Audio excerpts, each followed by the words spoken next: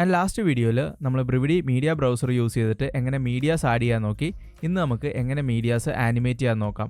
അതിനുവേണ്ടി എനിക്കിഷ്ടമുള്ള stock media ഞാൻ സെർച്ച് ചെയ്യുവാണ്. ഫോർ എക്സാമ്പിൾ ഞാൻ ഇവിടെ ഫയർ സെർച്ച് ചെയ്യുവാണ്. ആൻഡ് ഈ തവണ നമുക്ക് ഇമോജീസ് ഏതെങ്കിലും യൂസ് ചെയ്യാം. സോ ഞാൻ ഇവിടെ ഇമോജീസ് സെലക്ട് ചെയ്യുവാണ്. ദെൻ ആനിമേറ്റഡ് ഇമോജീസ് സെലക്ട് ചെയ്യുവാണ്. ആൻഡ് നമുക്ക് ഇഷ്ടമുള്ള ചൂസ് ചെയ്യാം. ഫോർ എക്സാമ്പിൾ ഞാൻ ഇത് ചൂസ് ചെയ്യുവാണ്. ദെൻ കണ്ടിന്യൂ കൊടുക്കാം.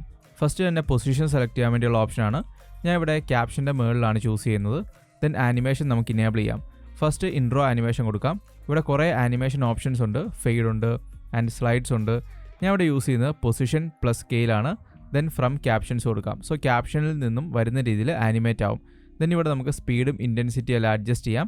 ആൻഡ് ഇവിടെ സ്മൂത്ത് ചെയ്യാനുള്ള ഓപ്ഷൻ ഉണ്ട്. ഞാൻ ഈസ് ഇൻ ആൻഡ് ഔട്ട് കൊടുക്കുവാണ്. ദെൻ ഔട്ട്രോ ആനിമേഷൻ ആണ്. നമുക്ക് ഇഷ്ടമുള്ള ചൂസ് ചെയ്യാം.